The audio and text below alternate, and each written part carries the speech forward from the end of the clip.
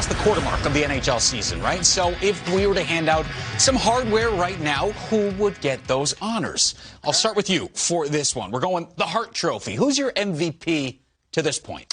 This, there's a little background, a little analysis with all my picks here. This one, least of all that. This is easy? It's McDavid. Yeah. It's just McDavid. I mean, I don't know of a narrative, assuming he has the kind of season he's having to this point and has had in the past, that's just my MVP. He does things that are otherworldly. He never ceases to, moves like that astonish us. He does things at such an elite level in such a unique way. We've just never seen the likes of a player like this. Therefore, I am McDavid Hart. Okay. You're going somewhere else. All right, you're flipping through the numbers here. Stu, That doesn't make your pick wrong. You're tougher than me. That doesn't make your pick wrong. We'll show its flaws in just a second. You're an attorney, so you're smarter than me, but you're dead wrong on this one. It's Alex Ovechkin. Alex Ovechkin's the Hart. I mean, you've got the storylines, the age, what he's doing. He's 2 points off Connor, and this has been without a lot of the weapons for the Washington Capitals. I think that Ovi right now is running away with it. Come talk to me a little bit later on, because these storylines change every day in the NHL from week to week. But if you can keep anything remotely close to this guy, it's his to lose. All right, here's the comparison right here. You can see just two. I love you, Stu. He is. I love you, but you're wrong. I love you. He's had more goals. Ovi is having a really unique season, without question. I think that deserves the attention it gets, not the attention you're giving it. Because at the end of the day, as remarkable as the season is that Ovi is having, especially at the senior stage of his life, he ain't Connor McDavid. No. He ain't Connor McDavid. But I feel like Connor McDavid it's just like, all right, Hart, Connor, let's think of somebody else, right? Yeah. At this point, but that doesn't mean that Connor doesn't deserve it. Which is why I respect the man to my left so much. Yes. He leaves me the low-hanging fruit, the obvious choice. You're the fruit ninja over here. He works really hard to make a case for somebody else not terribly deserving of it. And that's why I love him. All right. And that's why it's just good for the show. We'll see where the love is on this one. How about on the blue line? Who's your Norris right now at this point? My Norris is Cale Makar. How do you feel about Cale Makar?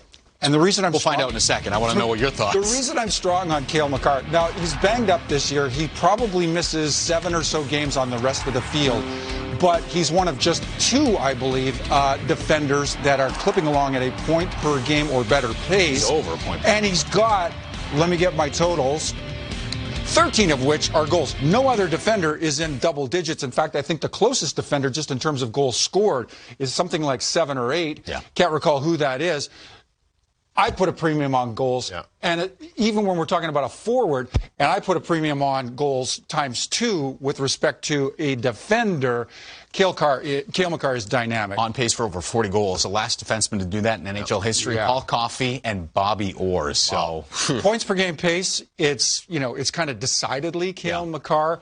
But I continue to be a really big fan. He checks all my boxes. Where are you going, you can't go wrong with that. I mean, Cale Makar is unbelievable. I would say he's probably the front runner, but the guy I think that does just a little bit more is Victor Hedman. Yeah. And I love, we've talked about it, and I just don't like the narrative that we're going to see with this team for these individual awards, because everyone's going to say, well, they're back-to-back Stanley Cup champs. I mean, this is a theme in some of these picks for me, is give these guys some love what they're doing. That's why they're back-to-back champs. That's exactly. So don't use that as a deterrent to giving these guys the awards. I can't really argue with Cale Makar. Those numbers speak for themselves. What he does is unbelievable. But, I mean, 31 points here for Victor Hedman. He's got to defend.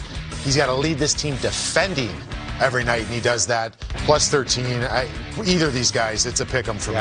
If you put more emphasis on the defensive side of the game, which you may be doing, that's where I probably end up on the Hedman camp. I think he's probably a better purely as a defender. He's probably stronger. Do the voters look at that respect. though? When all I don't think they do. Usually Eventually, we talk about this. Right? We talk about this every year, and I would love to see at some point, like in the NFL, you have offensive MVP and defensive MVP. Mm-hmm. I'd love to have a defensive defenseman award. Who would you give that to right now? Who is your best defensive defenseman? It's Victor Hedman. Okay, Victor Hedman. All right. And and what is he the leading? Is he the leading? Point getter too. So I mean, either one of these guys is. I mean, he's sweeping the Norrises. Yes, for right. Mike Rupp. All right. Stu doesn't like that. No, Let's see where you're going. How about the I Vezina goalie? This could be this. There's a few in the mix here. No chalk. There are, and I like having a fresh face to talk about. That's why I ended up going with Campbell. I think Campbell's having a phenomenal year in Toronto. I think in part Toronto is an improved defensive team. I think this group is playing more responsibly. Their numbers kind of bear it out. But this is the first year that Jack Campbell has really taking the mantle right from the outset. I'm the number one, and he hasn't missed a beat. He's just been really, really exceptional, really consistent throughout, and 15-5-2. His save percentage, probably playing for an inferior team to Tampa Bay, his save percentage is like .10 better than Vasilevsky on the other side. I think he's been really solid. Did you see this coming from Jack Campbell with this much workload, this much responsibility on his shoulders? I really did not. Yeah. I really did not. I expected to see a lot of the same familiar faces. In fact, my dark horse, my bold prediction to start the year, I had Connor Hellebuck, emerging from the field and having a really strong Vezina-like season. Yeah. He is. He could. It's not quite still. He could right still. We got a lot of hockey left to play, but to this point, Campbell's been my guy. I think he's. I think he's earned. He's deserving of top 3 Vezina attention at this moment. Oh, 100%. He's been the story out of Toronto. Mm-hmm. I went with Igor Shesterkin. I just think that when you look at the talk of this Rangers team this year, I mean, you're talking about this Rangers squad who's got 42 points. And you got the leader in Tampa Bay with 44. So they're right off of them. They play the same amount of games. I just don't think this Rangers team has such a bright future. And I said it before, I'll say it again. This team, I think, wins a cup in the next 3 years. But they haven't really played great. They're not a good 5-on-5 team. Their 5-on-5 numbers aren't great. If it wasn't for Igor Shesterkin, I don't think this team would be where they're at right now. Is it buying them time to get fully going? Maybe. Maybe the second half of the season or after Christmas we'll start seeing a different Rangers squad. But there was some days early on in the season where that team looked terrible and Igor Shesterkin held them together. I don't know much about much, but I know this. The shaded areas that are yellow, this is the way graphics representation of that's my guy beating your guy. Areas. And there's like 3 boxes. Do we have some goal 4? Well, let's get some goals 4. 3 of the 4 boxes represented. This is going to end up in a Donnybrook. Okay. I love this. The only other remaining category, it's a wash. 937. That's not shabby either. No, that's really good. But, I guess I'll let the graphics let them speak for themselves. The graphic speaks for itself. Here's a horn. You can just toot yourself right now. Let's go. Selke right now. Are you going with the chalk on this one? You know what? I'm going back to a tried, a tested, and a true because he's having that kind of campaign. Yeah. Patrice Bergeron. It has been, certainly we've seen him put up better totals offensively, perhaps. We've seen the Bruins be better in past seasons, perhaps. But these two things really jumped off the page at me, and I was glad we're kind of going through this exercise because I had failed to appreciate just how strong Bergeron had been this year. 63% face-off win percentage. That's astonishing. That's astonishing in a small sample size. We're talking now, 2/3 of a season-ish, and he's there. And here's another nugget that really jumped off the page at me. Boston has 1.34 goals against per 60 minutes played when Bergeron is on the ice. That, to me, is pretty remarkable. In the context of a full 60 minutes, 1.34 goals against when he's on the ice, pretty remarkable. So I think he's 4 years-ish since he last won it. He's got a few of them, though, on the mantle. He's had a stronghold on it for most of the 2000s. He's been a finalist for the last 10 years or something ridiculous. So no Selke discussion starts without Bergeron in the mix. But, so that's where I'm going. Does Bergeron fit your mold here for Selke right now? I mean, the award should be named after him at this point. So by the time he retires, it may be. He does fit that, and he's probably a finalist in my book. But I got Nazem Kadri. I want to see some. I like that. That's a great pick. Nazem Kadri and what he's had to do out there in Colorado. We know about his offensive output, but he is one of those guys. I'll date this back, and I heard through the grapevine back when Lou Lamoriello was involved in Toronto there, when they had that kind of moment of truth. Where are we going with this organization? I heard there was one untouchable, and that was Nazem Kadri. Why? Because he was a gamer. He played every game, played a certain way. He was hard to play against. We know how important that is in this league. That, to me, is a Selke. Selke type player. Bergeron's hard to play against. Yeah. You know, in a different way. Really? But Naz Kadri, I mean, look at the numbers which we have known. I mean, and I'm not. Stu, that is kind of a lot of yellow in my favor there. I really wish. I mean, I was we're thinking to gonna go off myself, that. I really wished I had comes down to the highlight sections. I knew 4 that out would of come back 6. to bite me. 4 out of 6 isn't bad. I knew that It's would not bad. So Naz Kadri's the guy. I want to see some new blood there. Patrice Bergeron, I love you.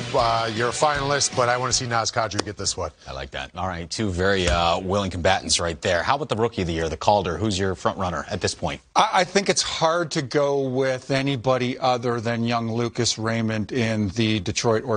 I tell you, if I hadn't gone with him, I'd have probably looked elsewhere in the Detroit organization, gone with Mo Seider. Yeah. Gone with Mo Seider. But Lucas Raymond is, he's got his fingerprints all over the way these Detroit Red Wings look this year. They are vying for a playoff position when I don't think a lot of folks had projected that they would be. I think they are now ahead of kind of, this path to credibility, just ahead of most people's projections at this time. And it has to do in large part with Lucas Raymond and the way he's played to this point. And the thing that I really like about this young skater as well is, of all the guys that you would look to that might kind of vie for this, like Zegras, like Seider, Lucas Raymond hasn't spent a single shift on North American ice before the year starts, and it transfers just great. Yeah. 2 years in the Swedish Elite League, and it transfers all over without missing a beat. Yeah. I really like that about Raymond. Right in the he's fire. He's an impactful player. Certainly has been. All right, who are you going with? Those two Red Wing players are certainly in the final mix, right? The top 3.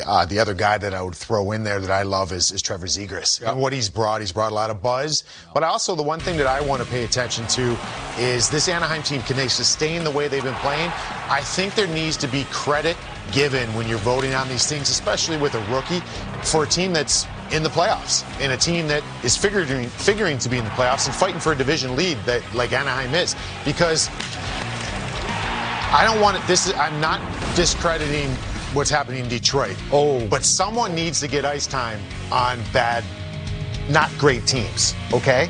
Anaheim's a really good team. So he's got to, if he may not get the ice time if he's not performing, but he is performing. You know what I mean? So it's a little bit different. I think it should be graded on a little bit of different scale.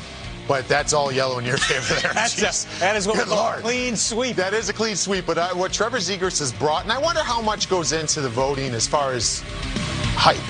Right? Like, Trevor Zegras has brought a lot of hype as well. So, like, how much do you think that, so is Lucas Raymond. But, you know, you're talking about some of the buzz, the flashiness. I don't know. It's got to factor in, right? Yeah, you'd think, right? I subscribe to this philosophy. When the graphic says it all, just let the graphics speak.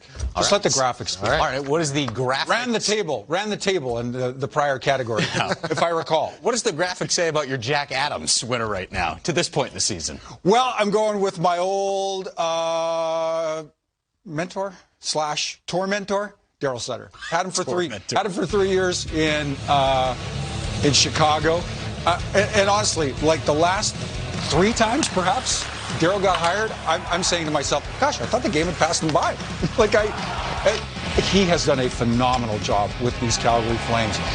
Yes, there's lots of swagger back up front. These guys score with good regularity. But, Michael, the way these guys defend, the year that Markstrom is having, they are at 62 goals against total.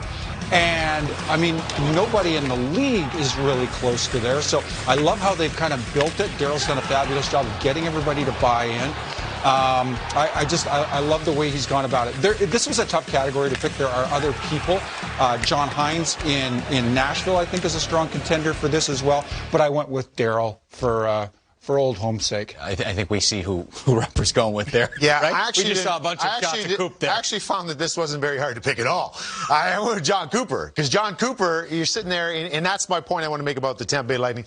Don't discredit these guys because the team is good and he's got talent. Yeah. I mean, they've just won 2 Stanley Cups in a row, and they're in first place in all of the league right now with 2 of the top forwards in the NHL out of their lineup. Yeah. You know what I mean? Like, and the entire third line from last year's Cup-winning team. Exactly. Gone. John Cooper is hands down the best coach in all of hockey and has been probably for the past 5-6 years. Yeah. You know what I mean? Like this guy, Longest the way tenured coach in the NFL right he now. can just keep getting the message through and getting these guys to play inspired hockey, it's incredible. Yeah. It really is. We're going to need to see the side-by-side comparison to determine who wins this one, because I haven't seen that yet. Who has the most yellow and highlights? I've been keeping a loose tally. Yeah, I'm sure you have. I think there's a solid four right. yellow box edge. Gotcha. Well, the official winners just came in. You want to see the real ones? Here we go. Throw these up. These are my picks. I'm kind of on board with you guys. Okay. So, Ovi, I'm with you we got for a the little heart. blend. We got a little blend here. Yeah, both sides. I like you both went for Kadri. I like Makar. I like the goals and stuff like that over a point per game. How about Tristan Jarry? Nobody had Jarry. Yeah. And with what he's done with the people playing in front of him this year in Pittsburgh to have them in a playoff spot, and that's also why I chose Mike Sullivan for the Jack Adams here. He's of the same ilk. Do not discredit a coach for what he has not gotten the love the last number of years. Exactly. What Mike Sullivan's dealt with there and keep this team, I mean, it's incredible Crosby, what they're doing Malkin, right now. Gensel, Letang at times, gone, and all they do is win. They're in a playoff spot right now. So, yeah, don't fault a guy for being good and keeping that thing right on the tracks, much like this show probably isn't going to be.